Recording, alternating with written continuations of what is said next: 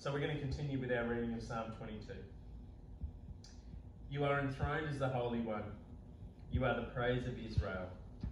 In you our fathers put their trust. They trusted you, and you delivered them. They cried out to you and were saved. In you they trusted and were not disappointed.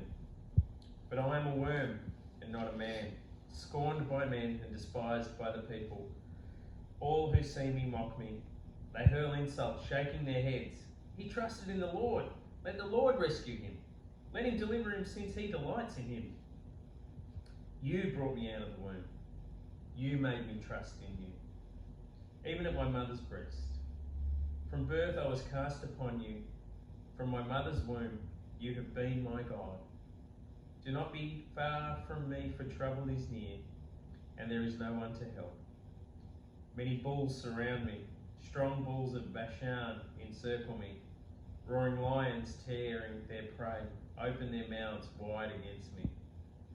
I am poured out like water, and all of my bones are out of joint. My heart has turned to wax. It has melted away within me. My strength is dried up like a potsherd, and my tongue sticks to the roof of my mouth. You lay me in the dust of death. Dogs have surrounded me. A band of evil men encircled me. They have pierced my hands and feet. I can count all my bones. People stare and gloat over me. They divide my garments among them and cast lots for my clothing. How's this for a piece of writing that preceded any crucifixion by hundreds of years? And why on earth is this day called Good Friday? Right?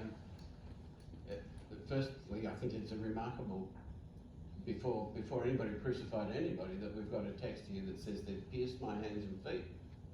I can count all my bones. Can you see why Jesus might have said, read Psalm 22? What could be, it's just a staggering thing. But what's good about Good Friday is where we started in this first session, I think, and that is, this is an image. This is our best insight into who God is, because it's the image of an innocent suffering and a father breaking his heart. Father, mother, breaking the heart. This is agonizing intimacy, and it's good in that sense. And I think, I once told a story. You don't want to hear stories from me. We love stories. Keep going with stories. Stories years ago when I was a social worker, and a fairly naive kid in a way, brought up in a Christian home. And as soon as I became a social worker, I was doing child abuse, and there was the most horrendous one thing after another. And there was one fellow who had 7 children, and the wife wanted to escape because of domestic violence. And I planned with the wife for her and her 7 children to escape. And the day came, and I arrived. This was back before seatbelts, and we didn't worry about putting 7 kids in the back seat of a government car. But anyway, I arrived, and the husband had left, but he'd taken 2 of the children with him.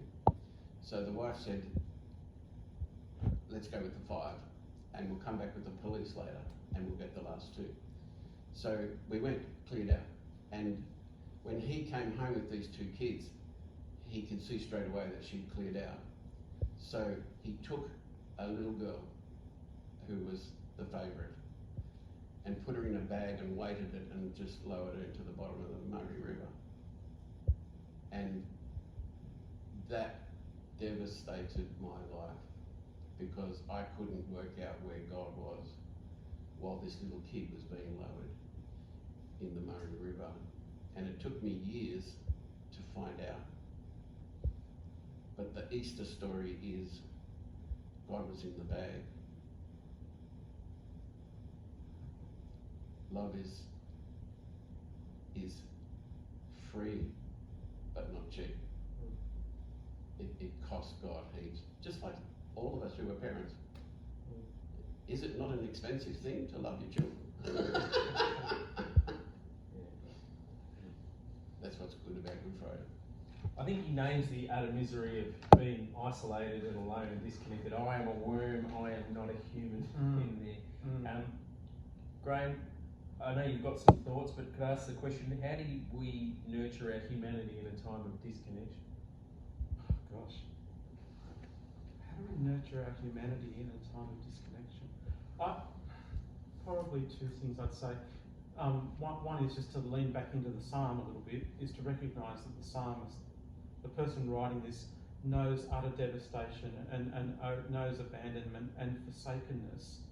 But only a few verses earlier in the Psalms is written, God will never forsake you. So there's this real sense that the psalmist, the writer of what we're reading, and if you read these words as well, there's this real sense that you brought me out of the womb. This is also in the same reading. You know, you brought me out of the womb. You've made me trust in you, even at my mother's breast. So there's such an intimate sense of, in the writer's sense, that God's so close, so close, and at times seems so far. So I would say that at these kind of times, not in our humanity is found best when we don't start with our humanity. It kind of starts, I think, best when we recognise there's just something bigger than us. No matter if you can't name it, if you can't find it, if you can't see it, can't feel it, it's kind of there. You know, there's something bigger than us that draws us into something bigger.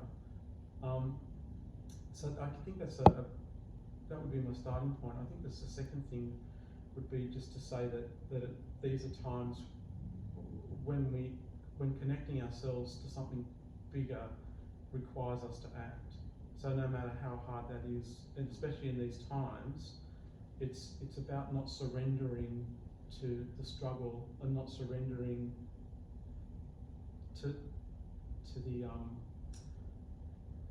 the suffering. It's about saying, I'm going to find a way, a loving way that doesn't retaliate in the same way if it's something imposed, and I'm going to find a way to not let that overcome me, which will be to act in love for others around me.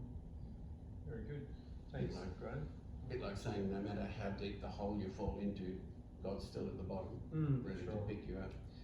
This hymn that I'm coming to this hymn that Taras is about to play is a beautiful thing, because it's the only hymn I know of that says sorrow and love go together.